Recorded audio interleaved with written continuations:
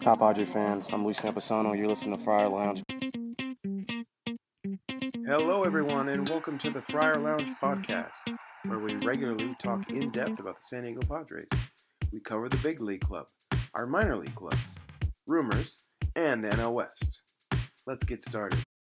Hello, everyone, and welcome to the FriarLounge podcast. My name is Mark Collier. Tonight, I'm joined by Jorge Arce and Nick Recchia. We also have a special guest tonight, Mr. Sergio Quintera. Guys, thank you for joining the podcast. Welcome to the show. Hey, thank you, guys.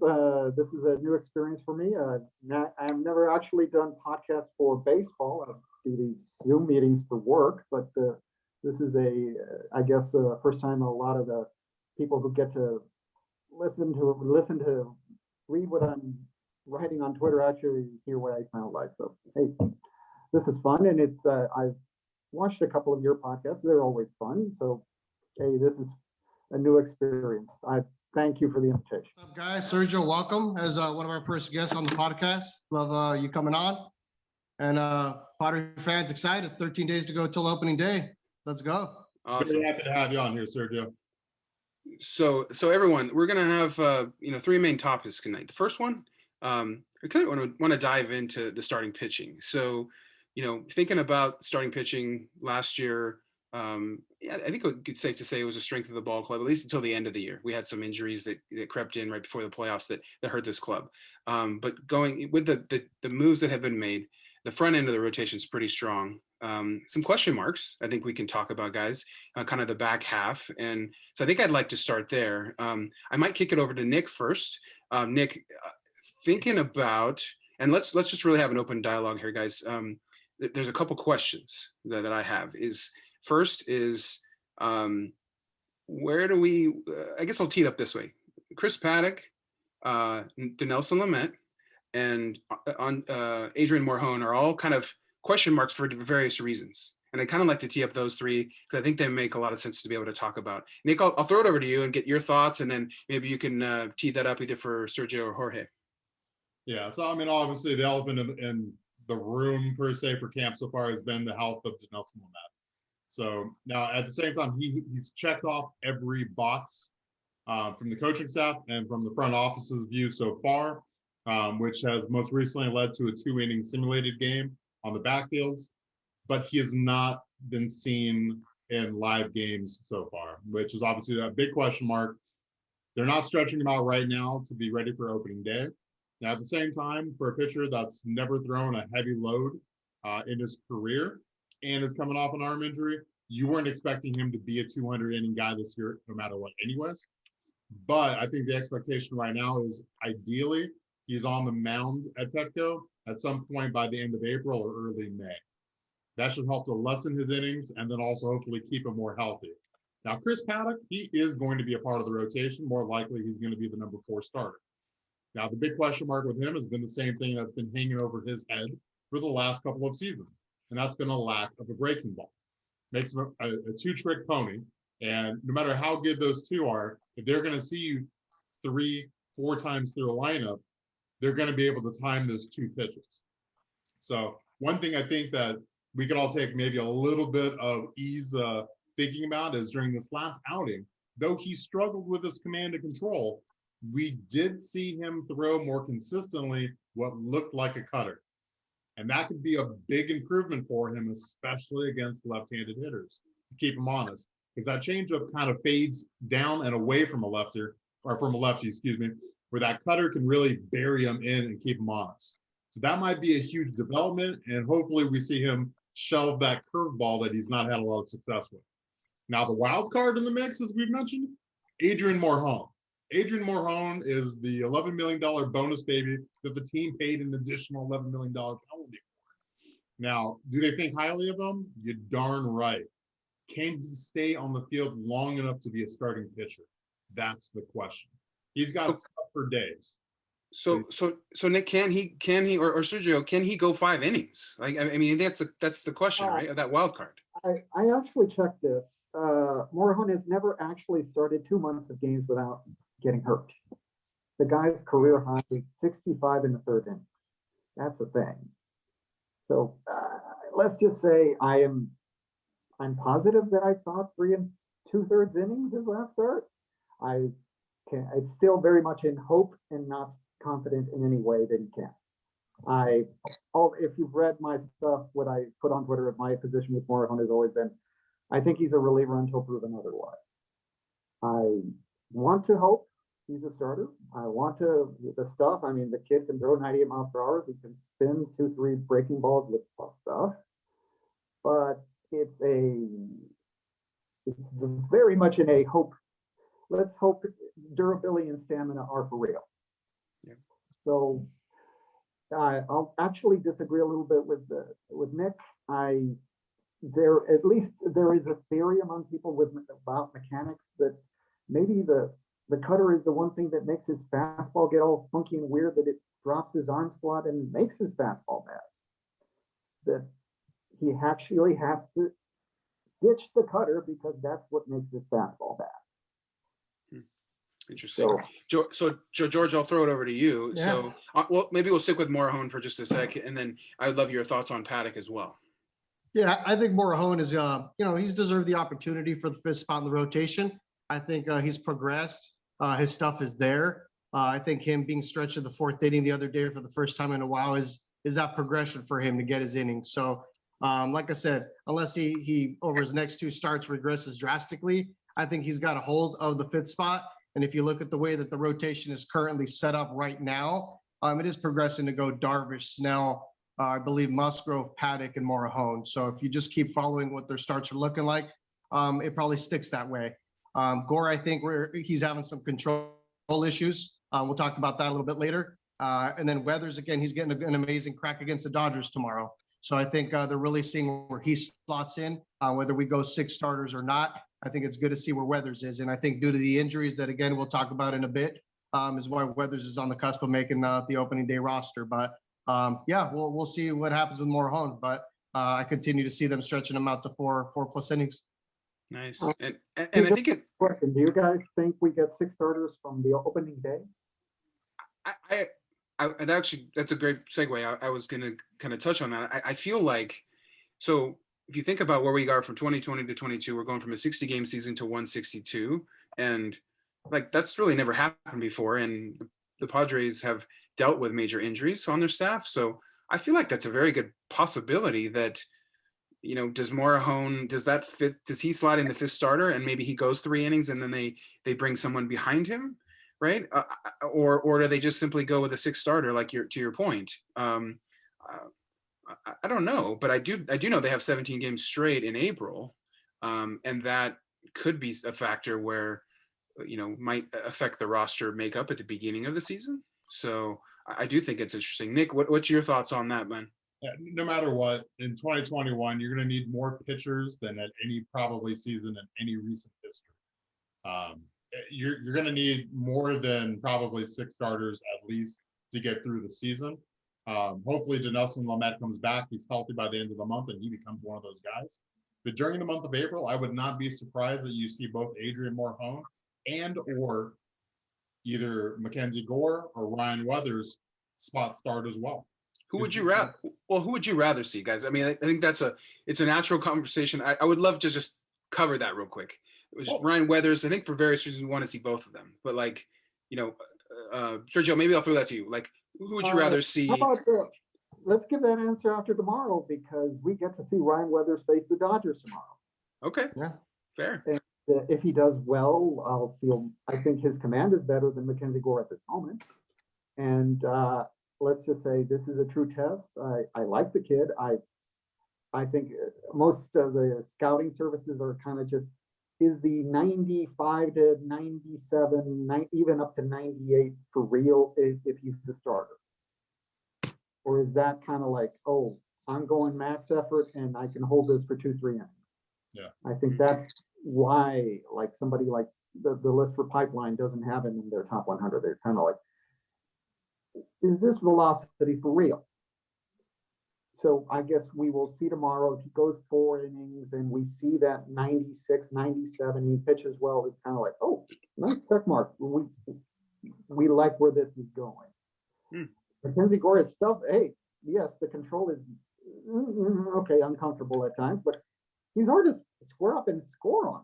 So I don't know. What is that? Just he's been lucky, or is he just one of those guys like AJ Burnett, like has really good stuff, and it's kind of like some walks, but the stuff is really good.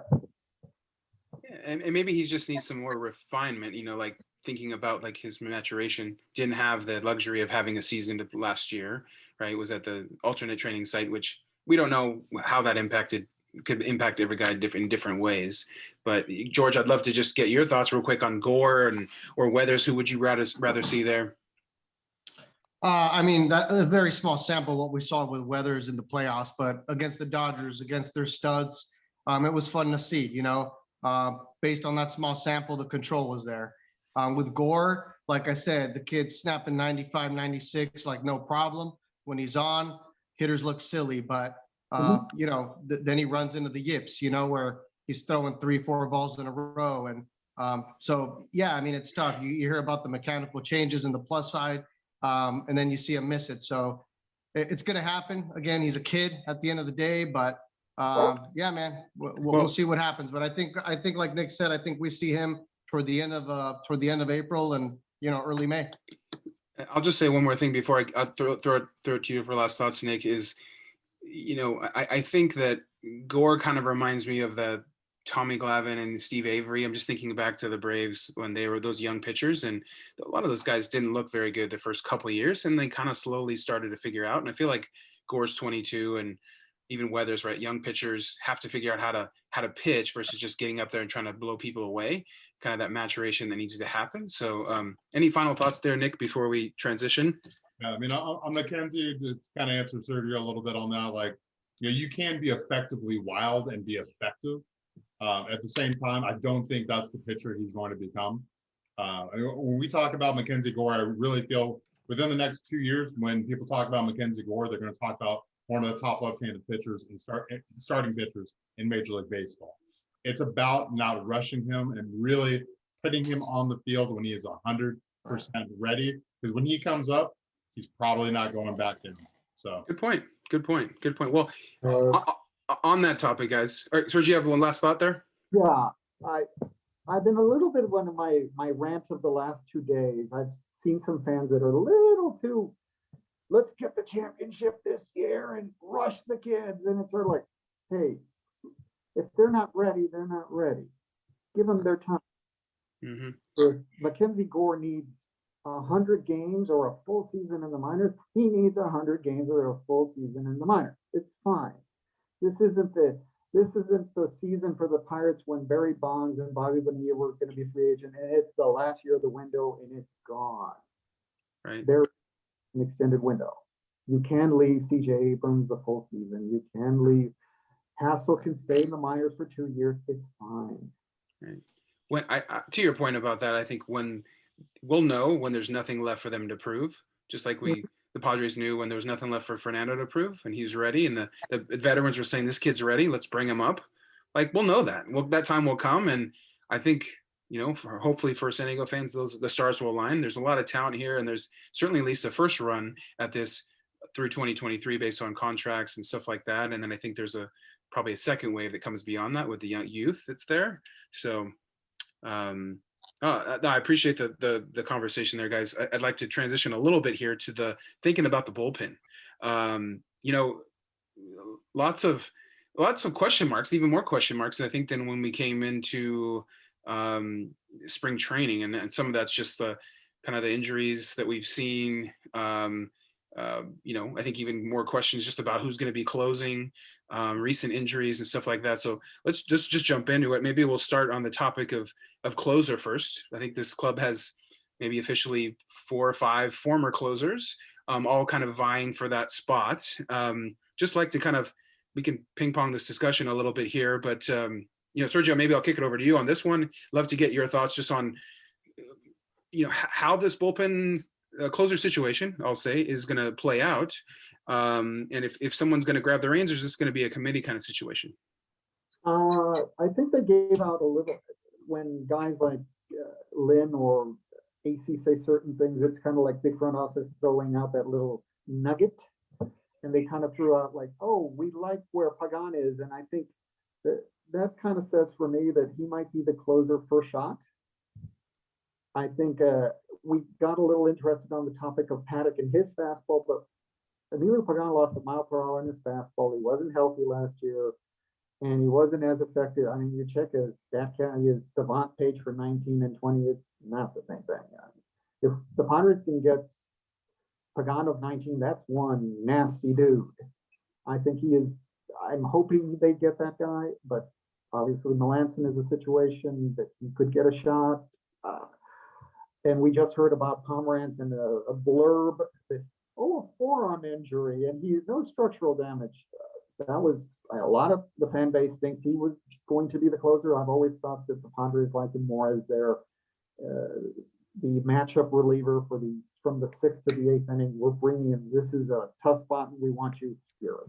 That's my opinion. That's how I always felt they want to use him. Mm-hmm. And I agree with you there. I agree with you there. Nick, maybe I'll throw it to you, and then you can send it over to George. Yeah, I feel like, especially for when Emilio Pagan came back from the bicep tendonitis last year, when he came back from the DL, he was a little bit of a different pitcher towards the end of the season. And it looked like the Emilio Pagan that was in Tampa. So if it's that version of Emilio, then I feel like we're pretty confident in him in that role. Mark Melanson, of course, has been in that role before. In that position, I'm always skeptical of somebody who does not have bat missing stuff, though. When you have to rely on your defense on soft contact, you are just making yourself vulnerable to the bloopers, to those little dribblers through the infield. And yeah, we got a great defense, but you make yourself vulnerable when you can't punch people out in a big spot. And Nick, just to jump in real quick, he struggled mightily as when he went over the Giants as a closer. He was great with the Pirates, but he struggled. So I think that's a point worth mentioning. Sorry to interrupt. Yeah, please continue. How about Kella? He looked good. Yeah, Keone Kela has closer level stuff. I mean, so does Austin Adams. It's a matter of, can they stay on the field consistently, and can their control be good enough to not hurt themselves? That's the question mark for both of those pitchers, especially Austin Adams. Keone Kela has had his, we'll say, flare-ups, especially with opposing teams. Though it is entertaining, I would hate for that to happen in a big moment in a critical game and him lose his composure. So that also, that I'm cautious on that in the big moment. A guy that I think is going to be probably the closer to start is going to be Pagan, but I would not be surprised if after July 31st, it is somebody who is not currently on the roster is closing games for this team post July 31st. I think that's valid. George, love to get your thoughts on where we sit with the closer situation and just how you feel like this is going to shake out. Yeah, I'm going to go with the consensus pick. I think it is going to be Pagan. I think he finished the year strong last year with Pomerantz. Again, the recent out of left field news about the left forearm, not knowing how if he'll be ready or what the extent of that is, but I think it is Pagan. The pluses is when he's on, his ball's got movement, it's got tilt. When he's off, the ball's flat and getting hit out of the park. So we hope for the Pagan that has got movement. My choice right now, I think who looks good right now in spring training in a small sample is Kela. I love all the things that Tank said about him, but Kela's got good tilt on the ball. He's the guy who intimidates on the mound in the closing innings. I think right now he's looking good, but I think for right now it's Pagan. And then Melanson might get his matchups when we need, that guy to pound one in the dirt when there's one out in the 9 type of thing. So we'll see. But I think right now it goes Pagan, Kela, and then committing in that order. Is Kela kind of the answer to Gatterall? I just kind of think like because you have a little, you bring a guy in like that who's got a little nasty in him. Like I think, maybe some intimidation late innings. And so that's kind of where I'm leaning now, George, is Kela. But I mean, it's a story of riches, right? When you have that many guys who can tee it up in the back of the bullpen. And I think someone will emerge, right? And I do feel like, though, it probably starts with Pagan, because I feel like when they made that trade, they made it with the idea that at some point he's going to be the guy. Nick, go ahead. Not to start the season, but if he can pull it together command-wise, which is a big if, a guy who's got closer stuff and will probably be at AAA to start the season, Doris Valdez. You talk about an imposing, intimidating figure on the mound. 6'8", 255. He was hitting 102 miles an hour early in camp this year. 102 with a slider that approaches about 90. That right there is dynamite back of the pen stuff. If he can figure out consistently where that fastball is heading, for the health of opposing hitters and for his future on the mound, that right there could be a dark horse guy that all of a sudden, when he figures it out, it's going to happen quick, and you're going to see him in a major league uniform very shortly after. All right, mark the date, like- March another, 19th. I'll remember it, Nick. It's good. I'll give a bet. Keone Kelly is going to get suspended for beating a Dodger. I mean, it's going And that quite possibly might be worth it. happen. It's kind of like, it's so obvious. So which Right. Dodger is it? Oh, It's a, choose wisely. Choose wisely. a better, Which No. Dodger is the one getting hit? damn good question. Let's all pick one. I'll start. I got one. I can go for it. Muncie. I'm gonna start there. Oh, you beat me to mine. Okay, I'll take Bellinger, man. Okay. What you got? So my gut said Muncie, but he's a lefty. Because Keller's right-handed, I think he's gonna pound Turner inside like he gets hit anyway, and it's just gonna hurt a little harder. There's just so many hittable faces on that team. Jeez. They are. Muncie was they my are. one, Turner was my two. Well, we'll keep this a family show. But I understand. Yes. I understand. Like it's those games are being pretty contested, guys. I mean, it's It's a good rivalry. Good rivalry. undeniable. I'm Nick, you going to got- go Will Smith. That's my pick. Okay. He's grinning up there. Keona's not going to like that. Okay. Well, so let's shift gears real quick from the closers to the bullpen itself, right? So the bullpen, there's even some more question marks with just Pierce Johnson, Matt Stram, just some injuries where you have there. I mean, I feel like there's plenty of depth, right? And there's plenty of guys who aren't going to make this team, who are going to be on the bubble, who will contribute. I think, to your point, Nick, just about like the depth that we have and guys like Valdez and Baez, and there's just a ton of players who may contribute this year who we're not seeing right now making the opening day roster. But is there a couple guys that stand out to you that who are gonna get big innings, assuming their health during those middle innings after the starters exit?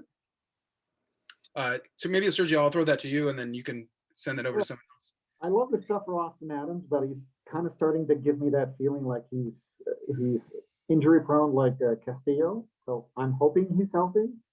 If he's not, then I'm kind of curious for what they got with Krismont, what they have with these guys like Valdez that Nick mentioned, and then what is this guy, Stephen Wilson, who had a great season in the Dominican League. So they have options up the gazoo. So at least the injuries have concentrated on that lower part of the bullpen. Like when spring training started, I wrote, I guess they're gonna have to trade guys like Guerra, and they're gonna have to trade guys like Altavilla and Williams. And the weird thing is those guys have been the guys that have gotten hurt. So at least the injuries have concentrated to the guys that were at risk of not making the team. Mm-hmm. Yeah. Jorge, any thoughts there on the middle guys? Yeah, Sergio kind of hit it. I mean, think about a couple of weeks ago at the beginning, we were talking about there's 18 and 19 relievers. Like, what are we going to do with so many? And now you got half of them injured, a couple guys out for the season. So Adams, Pierce Johnson, Pomerantz are guys that were lock-ins to make the bullpen, and now they're injured, right? So I think guys like, really, there's only 5 lots right now. I'd say Nkella, Melanson, Pagan, Stammen, and Hill, right? I'd say those guys, health-wise and what they can give you right now at the major league level are in there. And right now you have I don't know if Altavilla's hurt, but I think that's where Weathers is fighting for a spot, and Pomerantz, hopefully he's healthy enough to make it. But yeah, luckily, Preller built this amazing depth, and we need it right now just due to the injury bug. So before I send this over to you, Nick, I do feel like there's this outside chance of we talked a little bit about this offline of, as the opening day rosters start to settle, there's going to be guys who are going to be sent off, right, from other major league clubs. And my guess is that Preller and his team are very aware of guys who are on the bubble and other rosters who have potentially live arms, things like that. So I wouldn't be surprised if you see Preller add a few arms at the end here, just knowing he's going to want depth. But Nick, I'd love your thoughts there just on the guys from the middle innings. Yeah, I mean, injuries, we got 2 more weeks basically till opening day. So Good point. health will tell us in 2 weeks who's going to be on that opening day roster in the 10. At the same time, I'll tell you, in terms of, some guys that weren't good enough to make a team somewhere else, making our pitching staff, I don't think that's where we're shopping. We're not shopping in the bargain bin, the blue light specials anymore for these San Diego Padres. I think he's looking, if we're bringing in somebody through trade, I think he's looking for a difference maker. At this point, Dodgers and the Padres are, from most publications, anywhere between tied to within a couple games. That's how close everybody is projecting this division.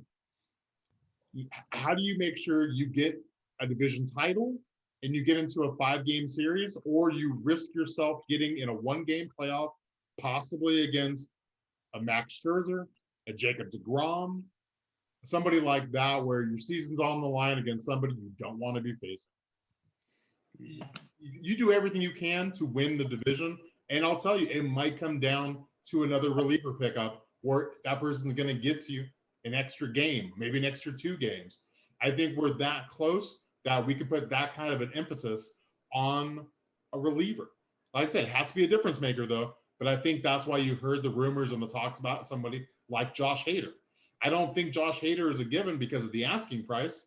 Because if you're David Stearns and you're the GM of the Brewers and you just got done, last offseason with the Trent Grisham deal, where you just optioned Eric Lauer to the minor league camp right now, you're probably not feeling good about dealing with AJ Preller. So, yeah, you're going to ask for probably a little bit more than you should, because you want to make sure you're going to come out a little bit better than last time. But I don't think the Josh Hader deal is likely, but I do think a reliever is on the table or on the menu at some point, possibly even by the end of camp. Don't forget, Kevin Acee said, and take what you want right there, I said Kevin Acee said, but Kevin Acee said, right? He said roughly 2 weeks ago, what he is hearing, if it was to go through, he would be in shock. Not he would be shocked if it would happen, but he would be in shock because of what it would be. That's not a marginal person. That is something that's a difference maker. Now, whether that's a top-end closer or it was at another position. I mean, could it have been another starter? I don't know, but I wouldn't bet against it. Well, I think it's safe to say that Preller's probably still on the phone. Right, that guy's. I mean, he's making calls now. Even at this hour, he's working. Sleeps about 3-4 hours a day. Workaholic. He's a workaholic, and I praise him for that, because this is our team and we want that. But George, you want to jump in here real quick before we shift? Yeah, for sure. I'm going to just throw this out there. Who's to say that Mr. Weather starting tomorrow is a showcase to see what he can do against the Dodgers again? And I know we're looking at it as a piece for our bullpen, but if he could be a big piece going till Milwaukee for a Hader trade at a last minute, especially with how depleted our bullpen's looking, and then there's a relationship with that organization with his dad back in the day. You never know, man. You never know. But at the end of the day, Preller's always working, guys. All right, you guys have some thoughts on this. Sergio, jump in first. I'm still rooting for a Oakland Sox and we get Rosenthal back. I see that too. That's a possibility. Yeah. Mid-season, Oakland has a bad year and says he's on a 1-year deal. It won't cost you all that much, and we get Rosie, and he gets to go back to Lolita's and have his burrito. Very nice. Very nice. Nick, you have any final thoughts there? Yeah, I think we just, if we're going to go full on bullpen fight club, I think we need to just add Amir Garrett. So add Amir Garrett to Kevin McCallum. Like the American version of Darius Valdez. I mean, it was just. Yeah, that's tag team champions of the world right there. So Hey, I do want to talk about something about Mr. Anderson Espinoza. I think we should be excited as fans about what Mr. Anderson Espinoza, after a couple surgeries, coming back hitting 95 on the gun, according to reports. Again, Mr. Kevin Acee. And I want you guys to talk a little bit about Mr. Anderson Espinoza and Mr. Nick. I know he used to comp to a very special pitcher back in the day. So let's talk about Mr. Espinoza. Yeah, when Anderson was in the Boston organization, his nickname was Little Pedro because he was kind of that same diminutive stature, roughly 6 foot, probably 160 pounds soaking wet. But he would throw mid to high 90s. He would flash a plus curveball. He would flash a plus changeup. There was a reason why he was a top 25 prospect across Major League Baseball. Unfortunately, the kid just has not been able to see the field. So just to see him on there was kind of a touching moment. Just coming back from 4 years of injuries and between the COVID last season as well. So, but what is Anderson Espinoza now? We don't know. I mean, we're going to see how much he can stay on the field in 2020 or 2021. The expectations more than likely is he's going to find himself in the pen to limit the amount of innings due on that arm. But if you can see a kid that is only 23 still, which is amazing. He's 23, right. And you throw mid 90s and you can flash that hammer curveball. That might be an option you might see in the pen at some point. Once again, especially if you go, hey, shelve the changeup, focus on the 2 pitches, see what you can do. With this starting rotation, it's not like we need him to rush up to be in the starting rotation. But if you could control that power arm, put him in the pen, you might be able to get the best ounce of baseball out of him. It's quite a little bit of money ball. And I think it's interesting because, like, to that point, like, they don't have to rush Espinoza. They've got plenty of talent. And, he's a guy, similar, like in the vein of Morahone, where you can slowly over time stretch him out and just kind of build up that arm strength and just give it time. So, Sergio, you want to jump in there real quick? Let's give a little history. Paddock was throwing 93, 94, somewhere between 92, 94 when he came back at this point from his Tommy John in 19. We saw him in the Mets start hit up to 98. So maybe that 95 is just like starting point. Anderson Espinoza was hitting 94 to 100. Yeah. Maybe that he is, as a reliever, a 97 to 100 guy. This is just first month back. He's trying to not push it too hard. And I don't know. All I will say with Espinoza, honestly, I would keep him in the minors and say, dude, stay healthy. Have a good season. We will talk in 21. And if you even want to start again and stay healthy and you're pain-free on 21, we will talk about it. But for now, just stay healthy in the minors. Be good. Right. I would say he is on the 40 man. So I think there's probably a desire, and maybe not this year, but I think by next year to kind of build him up to where he can give you some value at the major league level. But I think, spend as much time as possible in the minors to just get him right, build up that strength, stretch him out. To me, that makes a lot of sense. Any final thoughts on Espinoza, guys?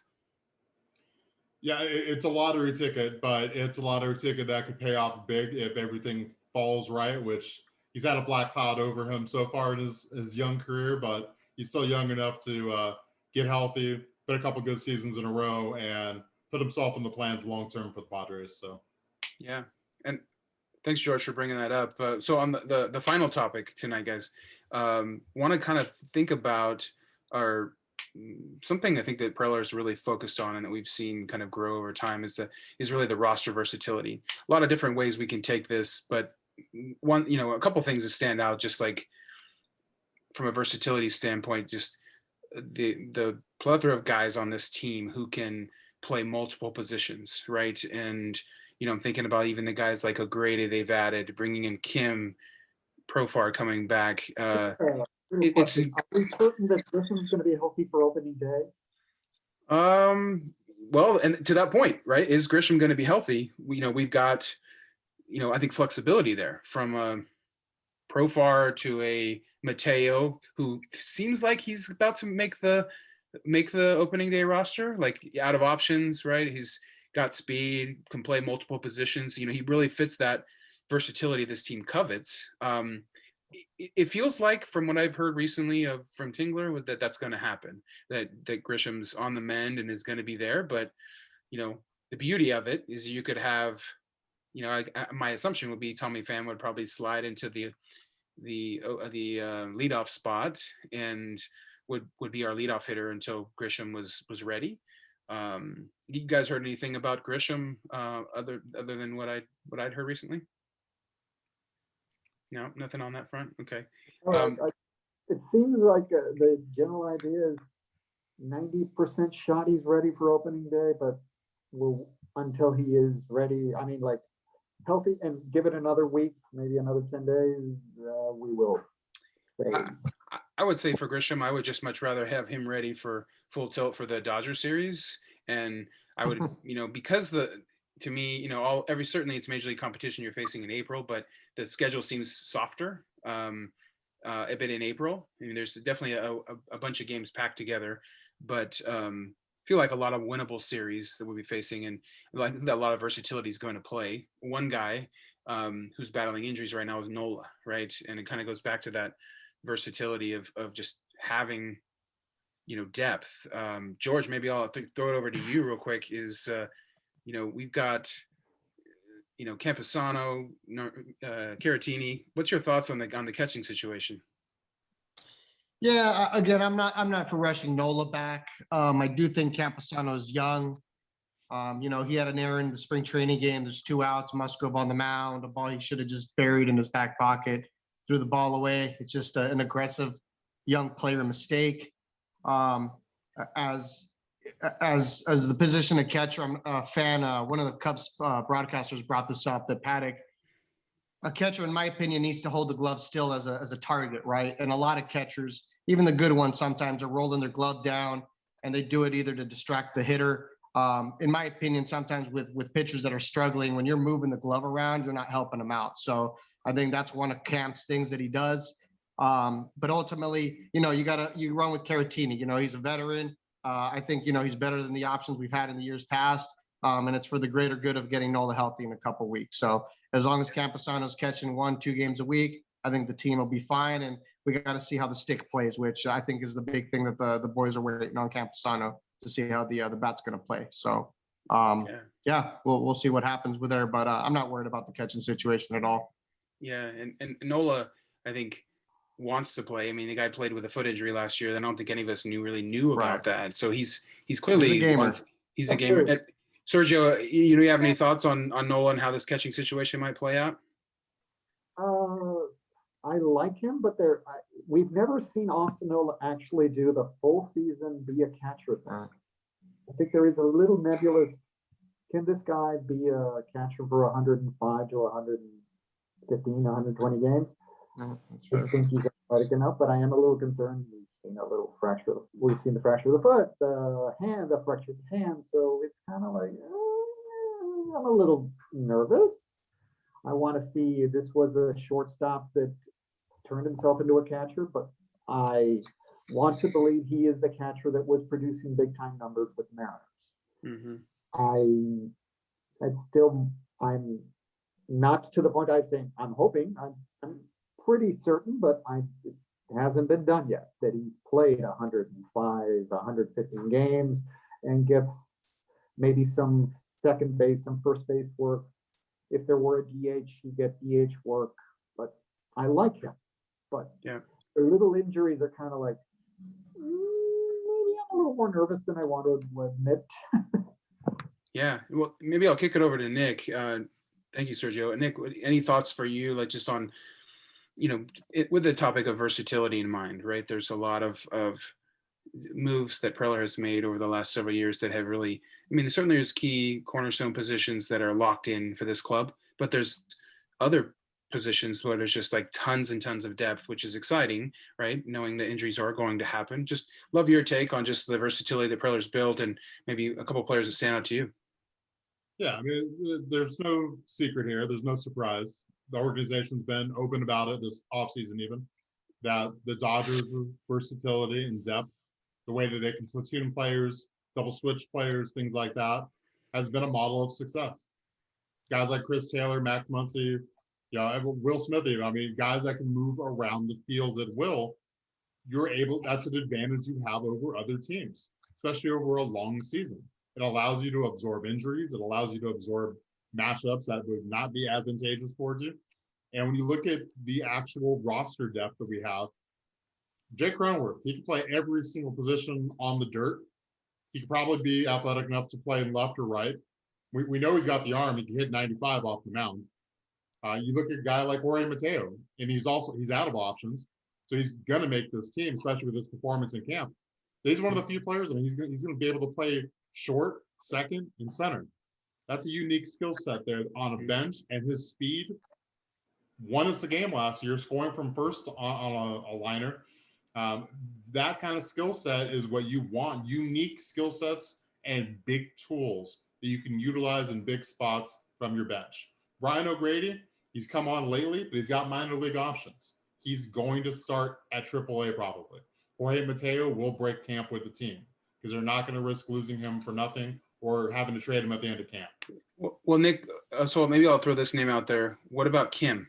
Where does he sit with this team? I think I'll preface that by saying, like, when they signed him, I read some things about, like, there's a natural transition that's going to need to happen for him. He's coming from the KBO, different, just different velocity, different game in some ways. And so I think there's a potential of just like a learning curve for him.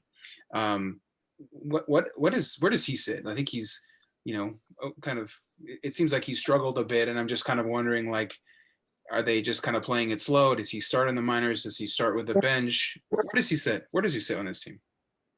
When does AAA start? I don't think it's kind of immediate to the major league season. So there is a factor there that, I mean, I get you're implying that maybe we send him to the minors, but if the minors are not active the moment the season starts, that kind of makes it a little bit of complication. AAA starts roughly 30 days after the major league season begins. Right. That's a little more complicated. Yeah. So with that, do you have an alternate training site for those 30 days? I'm just wondering how that's going to work. I feel like maybe that's what we might see, but I have not heard anything about that. I'm not privy to that information, but what I will say to answer that is Ha-Seong Kim, with the deal that he signed, is not going to be starting the year probably off of AAA. The physical tools and skill set is there to be a guy who can play anywhere on the dirt.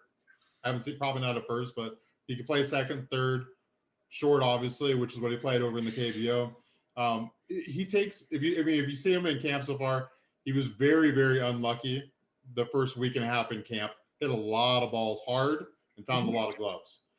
Recently, he's been getting fastballs up and in and belt high and above at higher velocity, and he's been missing it. He's going to have to probably cut down on the stroke. That long stroke at the major league level when guys are throwing 95 and up consistently, not going to fly. The average velocity in the KBO usually sits around 89. That's a big difference between 89 to 90, or excuse me, to 95. And if you ask major league hitters, they tell you the biggest jump in velocity is going from 90 to 95. It's a big difference in terms of timing. So is it going to take him a little bit? Yes, but with his skill set, they don't think that learning curve is going to be that long. He's going to be able to learn while he's up here. And the rest of his skill set gives a lot of value to the team in terms of that positional versatility. He's got a little bit of speed. He's got other ways he can impact a game. But the bat will come along. They're pretty confident in that. Yeah, I feel confident. I'm not sure on timing. I think, to your point, Nick, about him being on the major league team, I think that was the general agreement they had when they signed him. Like, you're going to be on the major league roster. But I do feel like there was a little wiggle room of, like, could you spend a little time in the minors at the onset to make sure that there's a transition? To AAA. What's that, Sergio? They can send him to the first year to AAA, to my understanding. The rest of his contract, the year 2, 3, and 4, they can't. Got it. But this year, I believe they can send him. Yeah, to be clear, they do have the ability to in the beginning, but it is a 4-year major league guaranteed contract. They don't have any other team control past that. So if they keep him in the minors, it will not extend control beyond that 4-year contract. So there's no advantageous position to do that, nor has this team done that. Obviously, point in case Fernando Tatis and Chris Paddock. So Yeah. Jorge, thoughts on Kim and how he might contribute, or do you feel like he's just they're going to slow play him a little bit? I think, yeah, a little bit of both. I mean, my preference is I don't think he's ready for the major league team right now. I understand what the contract calls for. He's going to get the opportunity, I think, because the minors isn't starting for 30 days. So I do think he does make the roster out of the gates. Nick hit it on the head, man. Those extra 5 miles an hour, it's tough for hitters to catch up. And if they're getting you above the belt and you got a long swing, you got to change some things. And the game is all about adjustments, man. So we'll see what happens with Kim, but I do think he makes the opening day roster. Shoot, you might see him at second base. We're going to be playing against Madison Baumgartner, a guy who's hitting 88, 90 miles an hour as a lefty. I think we see Kim in the lineup on day one, to be honest. So I want to be selfish, and to be honest, I'd love to see Abrams or Marcano on the opening day roster, but I understand they're not ready yet. They're going to start in the minors, but those two kids have been amazing out of the in spring training, man. It's been great to see what they're doing. I'm glad you shifted gears to those guys, because there's certainly what we've seen from both Abrams and Marcano has been exciting to see in spring training. And Marcano, I think, has been far exceeded my expectations. Excited to see what he's done. Abrams feels like this generational talent, another generational talent that this team has that's coming up, that is either going to be that center fielder or second baseman. I myself am kind of pulling for him to be a second baseman because I love the idea of Tatis and Abrams, but very exciting. And I think I was talking about this on Twitter with somebody. It just, the idea of let those guys prove they have nothing left to prove in the minors, and they haven't done that yet. So, Abrams hasn't had a ton of games. Marcano, I think, is getting to that point. He's either, in my mind, is either going to be a trade chip or is a guy that, is going to contribute, maybe as Tommy Pham exits the team and we gain a little more flexibility in the roster, perhaps next year. But I would love to talk about those guys, because this plays into that roster versatility that we have, guys. And, feel free, Nick, maybe I'll start with you, and Sergio, we'll go to you and then bounce it over to George. Okay. Yeah, so when it comes to Tucupita, I do think there's a place on the roster for him moving forward. If he hits like he's hit in camp so far, you can hit your way onto a team, and you can hit your way onto a roster, into a team's plans. Jake Cronenworth was an example of somebody who did that last year. He was somebody that was on the peripheral of the roster fight at the beginning of camp when we were out there last March. That's right. By the end of camp, he made the roster. After the first month of the season, due to some injuries and things, he was a guy that was a Ben Zobrist light, and starting at first, starting at second, moving around the infield. And now he's in the long-term plans for the organization. So Tucupita can do the same. In terms of CJ Abrams, yeah, man, isn't it funny? Like when it rains, it pours. The Padres as an organization were not able to develop a shortstop since Khalil Green. Now all of a sudden we got shortstops dropping left and right here. Like, hey, we got Fernando Tatis. We got 3 or 4 shortstops on the roster right now. We got the number 1 shortstop, or one after Wander Franco from the Rays, the second highest rated shortstop in minor league baseball currently. I mean, it's an embarrassment of riches, finally. And the best shortstop in baseball, arguably, on the active roster. Yeah. So for me, it kind of feels like maybe a little bit of destiny. Like maybe we could call one of the mistakes for Preller was trading Trey Turner. This feels like CJ Abrams is the second bite of the apple of getting Trey Turner. He, for me, is the left-handed Trey Turner. That you're getting this guy who can really hit, who runs like a deer, and can keep that 20 to almost 30 home run power that Trey Turner has. And Trey Turner played center field for the Nationals for a while. He can play second base and shortstop. For me, that's the comp. And I've already heard for Marcano, he's Profar 2.0. He's going to, when Profar decides to take an opt-out, because he literally has a opt-out after every year for his contract, maybe he is the replacement, the direct. This is Profar. This is our young Profar. Well, we're going to wrap up here soon, but George, I'd like to throw it over to you for some your last thoughts just on the versatility those guys bring, if you have any final thoughts, but we'll look to wrap up here shortly.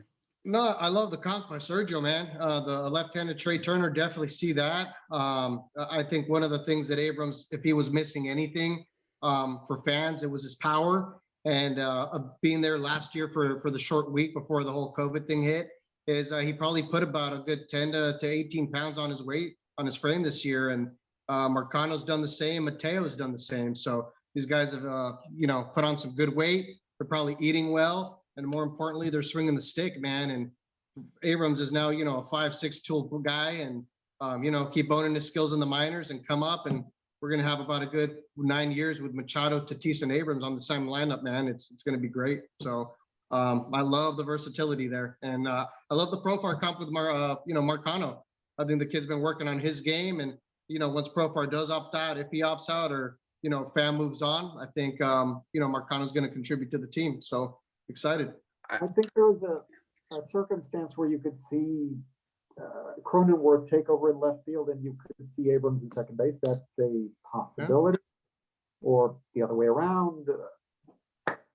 Yeah, it's a talent. We have riches of talent on this team, and then I love that we have those options to even talk about. I mean, think about 5 years ago. I mean, it's such a different club now. Nick, you have one final thought here before we close out.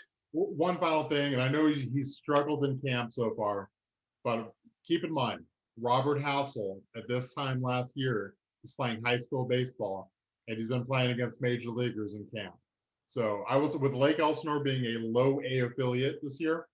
If you're a San Diego fan and you're down here in Southern California, if you have the ability to, go see him at the Diamond in Lake Elsinore this year, if you get the chance to, because my feeling is by the end of this season, Robert Hassel will be a top 30 prospect in Major League Baseball easily with the performance he's going to show in the Cal League.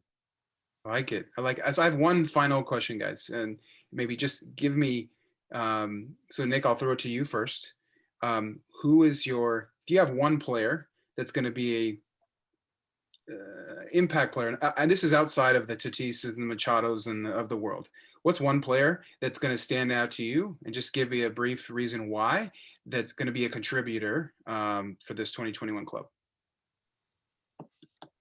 A guy that's going to be a big contributor to this team, I'm going to go Jake Cronenworth. His positional versatility is the best safety blanket you can have. If you can play any of those infield positions at a high level, and when scouts throw out the potential 70 grade of defense at first base even, he is that safety blanket for the organization. So in terms of hitting, I think by the end of the season, he's going to turn into a doubles machine. He's going to sit in that probably 280 arena, and he's going to be a hit master. I don't be surprised if you see him a lot moving forward in the 2-hole. That left-handed bat makes it easier for the leadoff hitter to steal some bases. Jake Cronenworth's going to have a real big year this year. Okay, Jorge, I'm going to throw it to you. What's your one player and why? Mine's coming out of the rotation. I think Mr. Local Boy Joe Musgrove is going to come out and have an amazing season. I think he's going to love playing for his hometown. He's scoring 44 for Jake Peavy. For all of us that were around back then, those were exciting years. And, I'm not going to lie, I geek out and I put myself in Musgrove's cleats as a Padre fan, and that's what I would do, man. So I think he's going to come out. I think he's got good bat to swing bat ratios, and I expect a big season out of Musgrove, man. Awesome. Sergio, I'd love to get your thoughts on one guy that stands out to you. A strange choice because he kind of already broke out, but all the systems that are projecting are not buying it. How about Will Myers? I actually think he is a 35 home run guy, maybe up to 40, and he'll have an OPS maybe just under 900 or right above 900. I mean, a lot of these projections are not buying it. I see with my eyes. He made adjustments to his mechanics. When the guy uses the entire field, the guy is super gifted. When you just let him hit 5 or 6, be your third, fourth best player, and he's got his swing in order, the guy is really, really good. Yeah, I agree. And that's a great call out. So the guy I'm going to go with is a bit of a dark horse. And I think had a bit of a down season, underwhelming season in 2020. I'm gonna go with Tommy Pham, and I think if he can be healthy, and he can give us, 120 games out in left field, I mean, that would be such a win. Having him, I think he's versatile enough to hit in a lot of different parts of the lineup, and hopefully play a sound left field. I don't think he's the best fielder, but I think he's hungry. He's in a free agent year, and he has a lot of incentive to make this a banner year, being that he's I think 32 years old, and if he doesn't, he maybe becomes more of a bench guy on a competitor going forward versus an everyday player. So it's a big year for him. So I'm going to say Tommy Pham. With that, guys, it's been a pleasure to speak to you all tonight and to talk about Padre baseball, and excited for 2021. Less than 2 weeks away from opening day. Thank you so much for the conversation tonight, and go Padres.